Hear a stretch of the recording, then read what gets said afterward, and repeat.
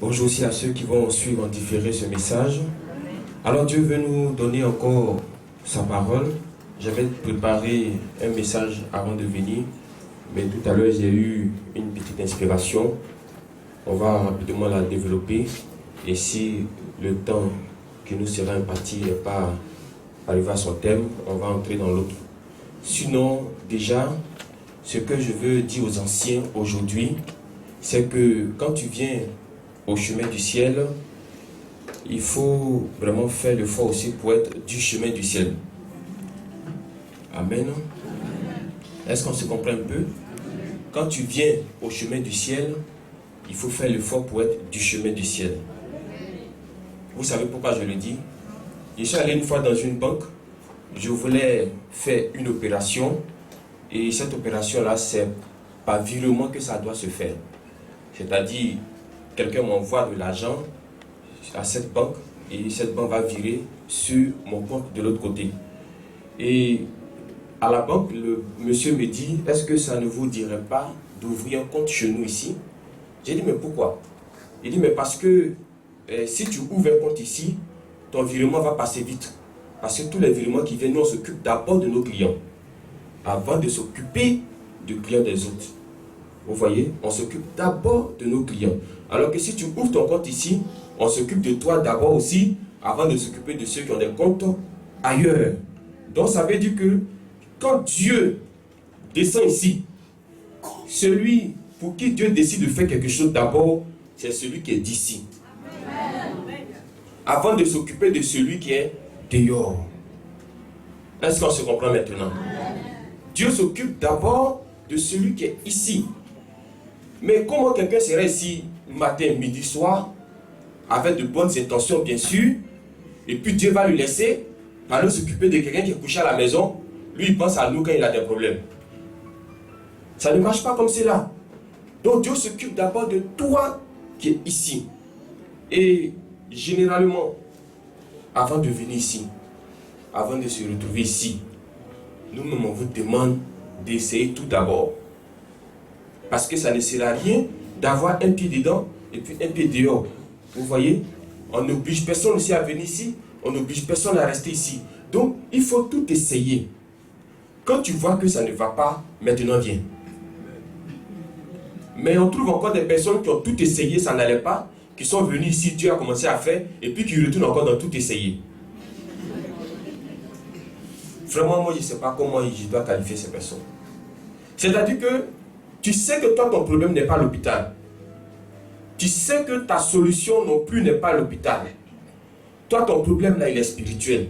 Donc, si c'est un problème spirituel auquel nous avons affaire, alors il faut le traiter spirituellement. C'est vrai que physiquement, on peut voir la personne chétif, vous voyez, mine un peu bizarre. On peut voir ça physiquement, mais sachez d'abord que ce problème a commencé spirituellement. Donc, si on va déjà à la source, si on va à la base, on règle ce problème-là, vous allez voir que physiquement, tu n'auras pas besoin de trop d'efforts et tu vas prendre ta guérison. Donc, un problème qui est spirituel, il faut le gérer spirituellement. Si tu es malade, tu es parti d'abord à l'hôpital parce que ici, quand tu es malade, nous n'accusons pas directement les sorciers. On vous demande d'aller à l'hôpital. Et quand tu es malade, logiquement, c'est l'hôpital qui doit te prendre en charge. Mais quand quelqu'un te dit, lui, il est quitté à la pizza pour venir te voir, toi, tu as dit de retourner à l'hôpital de Pogwe. Il dit, monsieur le pasteur, je viens de la pizza. Toi, tu as dit que non, retourne à l'hôpital de Koumassi. Vous voyez?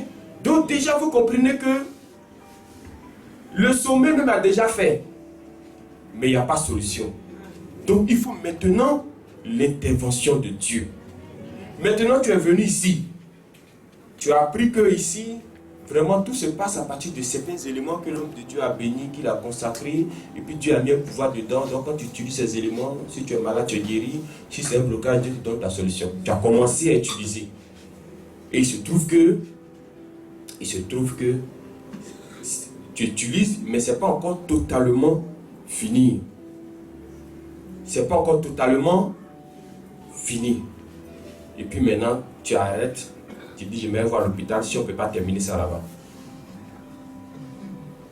tu penses que tu auras ta solution là-bas. Il faut plutôt dire que je m'en vais à l'hôpital donner un peu d'argent que je vais gaspiller. Sinon, tu ne vas pas trouver ta solution là-bas. Si ton problème est spirituel, il faut reconnaître que ça là, c'est un problème qui est spirituel. Et puis, il faut savoir aussi qui peut t'aider. Qui peut t'aider. C'est pourquoi, quand tu as un problème, il ne faut pas te précipiter. Je dis merci à Dieu parce qu'il y a déjà avant de venir ici là. Bon, d'après ces dits là, ils ont interrogé leur Dieu. Mais si tu avais ton Dieu, il était où et puis tu n'es pas sauvé. On dit il y a quelqu'un quelque part qui peut te sauver. Il dit attends, je vais interroger mon Dieu d'abord. Donc toi tu as ton Dieu, mais il ne sait pas que tu es malade. Tu as ton Dieu, mais il ne sait pas que tu as un problème. Ça c'est quel Dieu ça?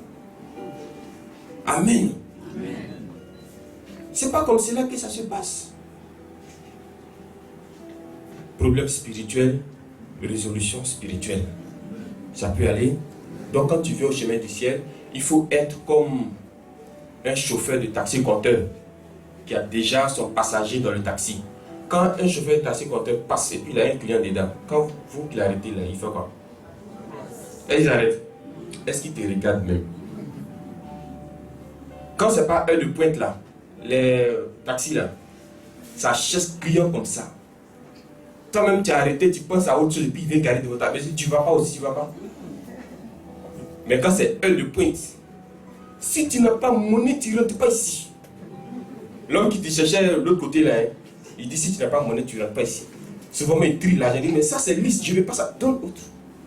Donc soyez comme des chauffeurs de taxi-compteurs. Ils sont chargés.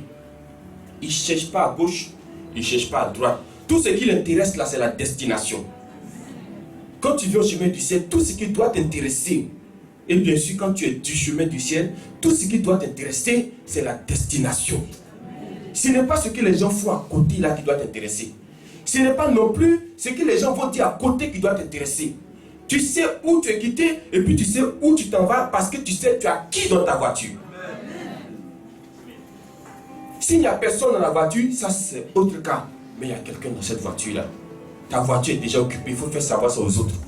Tu es déjà occupé. Tu as une destination et tu veux atteindre cette destination. Est-ce qu'on se comprend? Certaines églises nous ont éduqués. Mais parmi ces églises, certaines nous ont mal éduqués.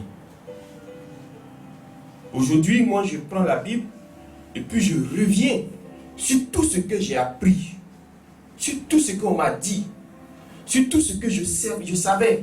Et puis maintenant, j'essaie de confronter ça aux Écritures. Parce que les Écritures, de la manière que je les comprends aujourd'hui, c'est pas comme ça que je les comprenais hier. Donc, avec ce que je comprends aujourd'hui, je vais vérifier, je vais devenir comme ce qu'on a vu la dernière fois ici, les chrétiens de Béret, dans Actes chapitre 17, verset 11 que nous avons lu, c'est-à-dire, qui que tu sois, tu t'appelles Pierre, tu t'appelles Paul, tu t'appelles Jean, quand tu finis de leur parler là, et ils vont ce que tu as dit là, et puis ils vont vérifier si c'est vraiment dans la Bible. Il y a beaucoup qui ne font pas ça. Il y a des gens qui prient beaucoup. C'est-à-dire qu'eux ne prient que les respirations. Parce qu'ils finissent de les souffler. Il ne sait pas s'il est toujours sur la terre ou bien il est dans le ciel, ou bien Dieu l'a enlevé, il ne sait plus il est où. Mais Bible là, il n'y en a pas. Tu vas ouvrir tous les tiroirs de la maison, il n'y a pas Bible. Mais il faut regarder le fauteuil là, il y a une partie du fauteuil là qui est noire. C'est tellement il s'est engenouillé là-bas jusqu'à pour prier. Mais il n'a pas Bible. Prier, c'est bon. Mais méditer là, ça va t'élever encore plus. Mais si tu pries et puis tu ne médites pas là, tu pries sur la base de quoi? C'est comme un avocat qui ne maîtrise pas le droit. Toi, tu vas aller défendre qui? Amen. Donc quand vous priez là, c'est sur la base de la parole de Dieu que vous priez. Afin que vous puissiez savoir ce qu'il faut demander et ce qu'il ne faut pas demander. C'est sur la base de la parole de Dieu pour que tu sois dans la droite ligne. Amen. C'est pourquoi celui qui prie avec 2 versets est mieux que celui qui prie sans verset de 4 jusqu'à minuit. Parce que c'est la parole de Dieu qui doit t'accompagner. Et souvent, vous dites que je ne sais même pas même comment j'ai prié même. Mais c'est normal, tu ne peux pas savoir comment tu as prié parce que dans ton cœur, il n'y a pas, il est écrit là-bas. Il n'y a rien qui est écrit dans ton cœur, il n'y a rien qui est écrit dans ton esprit. Donc c'est normal que tu ne peux pas savoir comment tu vas prier. Sinon Jésus qui est Jésus là, dans Marc chapitre 6, la Bible dit que quand le jour ne s'est pas encore levé, quand le soleil ne s'est pas encore levé, il se met quelque part et puis commence à prier. Maintenant, toi qui es en bas de Jésus, qui es esclave de Jésus, tu es petit de Jésus, tu es le diminutif de Jésus, tu dis que non, toi, vraiment, toi, pour toi, là, c'est pas ça. Donc, dans l'éducation qu'on a reçue de ces églises, tu vas voir aujourd'hui quelqu'un, un serviteur, tu dis, ah, j'ai problème. J'ai problème. La première des choses, quand tu vas voir un serviteur de Dieu, tu lui dis que tu as problème, il te dit, bon, fais jeûne. Fais jeûne, et puis additionne la prière. Mais écoutez, entre le berger et puis la brebis là, qui doit prendre le fardeau de qui? Mais pourquoi c'est que lui-même ne peut pas faire là? Il te dit, toi, il faut faire. Amen. Mais moi, je n'ai jamais vu quelqu'un qui est venu voir Jésus. Je n'ai jamais vu ça. Et puis dire à Jésus que j'ai un problème. Et puis Jésus lui dit, aide-toi. Après le ciel va t'aider. Ça là, c'est pas un verset de la Bible. Mais c'est tellement dans l'esprit des gens qui pensent que c'est dans la Bible. Aide-toi et le ciel t'aidera. Toi, tu peux t'aider. Dieu sait que l'homme ne peut pas s'aider, c'est pourquoi il a mis une femme à côté de lui. Sinon, s'il peut dire aide-toi et puis le ciel va t'aider, il ne va pas mettre elle va à côté de lui. Donc le fardeau là, c'est le berger qui porte ça. C'est pourquoi ici là, on ne vous fatigue pas. Que ça soit dans les offrandes, on ne vous fatigue pas. On ne vous fatigue pas dans le jeûne. On ne dit pas de ne pas jeûner, mais le jeûne là, c'est bien précis. Tous ceux que vous voyez jeûner dans la Bible là, vous prenez Moïse. Le jeûne que Moïse allait faire, il n'était pas sur il était sur la montagne. Sur la montagne, sans eau, sans nourriture. Toi, tu peux faire ça 140 jours sans boire, sans manger. Mais toi, on va prendre ton esprit pour l'enterrer. Parce qu'ils vont venir, ils ne vont plus trouver maintenant ton corps. Je reviendrai un autre jour. Je vais t'expliquer le jeûne. Je vais t'expliquer le jeûne comme Dieu veut. Mais quand Jésus allait jeûner là, vous pensez que c'est parce qu'il avait des problèmes qu'il allait jeûner? D'abord, la Bible dit que c'est l'esprit qui l'a attiré là-bas. Quand Moïse doit jeûner, Dieu lui dit, viens vers moi sur la montagne. Et le Dieu qui a créé le ventre, le Dieu qui a créé le pain, le Dieu qui a créé la nourriture, il fait que quand Moïse est sur la montagne, il ne se soucie plus du pain, il ne se soucie plus de son ventre. Parce que là-bas, là, il est dans une autre dimension. Est-ce que toi, tu es dans une autre dimension? On dit, fais jeûne d'Esther. Est-ce que toi, tu t'appelles Esther? Et puis, les fausses choses aussi qu'on a avalées, les gens pensent que le jeûne, c'est seulement se priver de nourriture. Mais qui vous a dit que le jeûne, c'est se priver seulement de nourriture? Quand vous prenez le jeûne de Daniel, là, est-ce que vous avez vu comment Daniel a fait son jeûne? Le roi a dit, il va envoyer la nourriture pour que ceux qui vont venir travailler auprès de lui, là, ils soient bien potelés, jovial. Vraiment, tu sens qu'il est à côté du roi. Daniel a dit que lui, il ne veut pas de tout ça. Lui, tout ce qu'il veut, il veut manger légumes. Mais Daniel a fait son jeûne à légumes. Mais ne disais pas qu'il y a un jeûne à miel aussi qui existe. Tout ça, là, on va te montrer ça un jour. Amen. Donc vraiment, voici ces trucs qu'on a reçus. Et puis, c'est pas bon. Et puis, on te dit aussi, il faut faire une offrande. Ça, mais c'est bon. Mais quand on te pose un montant, parce que quoi? Élie a dit à la veuve, donne-moi ton pain, donne-moi toute ta nourriture. Donc de la même manière qu'Élie a dit à la veuve, donne toute ta nourriture, moi aussi je t'ai dit, fais-moi une offrande de 200 000 francs. Toi tu t'appelles Élie maintenant. Toi tu t'appelles Moïse. Où est ton bois? Tu as fondu combien de fois la mer Rouge? Laissons mer Rouge là même. Tu as pêché combien de fois ici? Tu as fait descendre le feu du ciel à combien de fois? Et tu prends des noms. Tu ne sais même pas comment Dieu a fait pour les appeler Moïse. Comment Dieu a fait pour les appeler Élie. Toi, tu prends ça, tu mets ça sur toi. Je voudrais dire aussi à tout le monde que le nom que tu portes là, le nom que tu portes, même si c'est le nom d'un grand dans la Bible, ça ne veut pas dire que tu vas finir grand comme lui. Amen. Ça ne veut pas dire que tu vas être comme lui.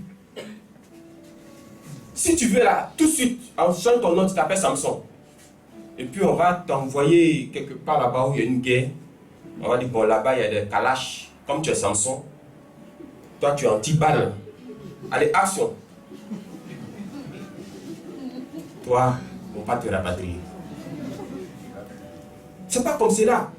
Jusqu'à ce que celui qui porte ce nom-là se donne à Dieu, le nom-là ne t'influence pas. Ce qui va t'influencer là, c'est ta marche avec Dieu. C'est ça qui va déterminer maintenant ton demain. Ta marche avec Dieu. Est-ce qu'on se comprend?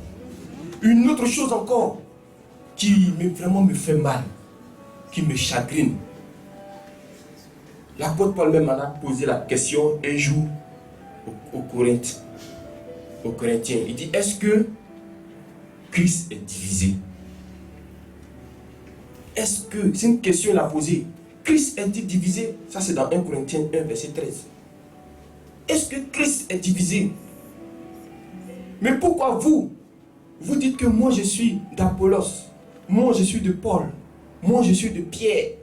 Il y a un autre groupe là, eux ils sont ni d'Apollos, ni de Pierre, ni de Paul, eux ils sont de Jésus. C'est-à-dire que eux là, si Dieu veut les parler, il n'a qu'à venir lui-même devant eux. Sinon eux ne croient pas ici. Si tu es Paul, tu viens, ils s'en foutent de ça. Tu es Pierre, tu es Jean, dégage.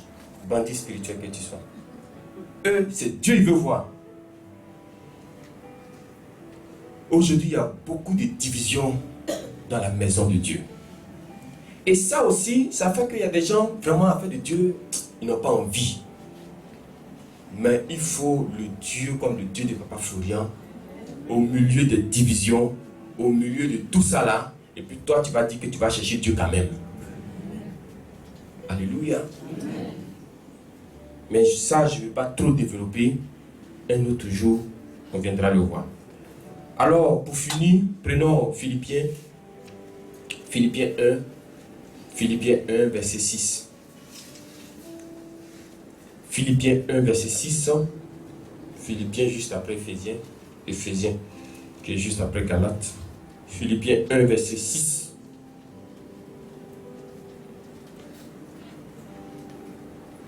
Quelqu'un a trouvé?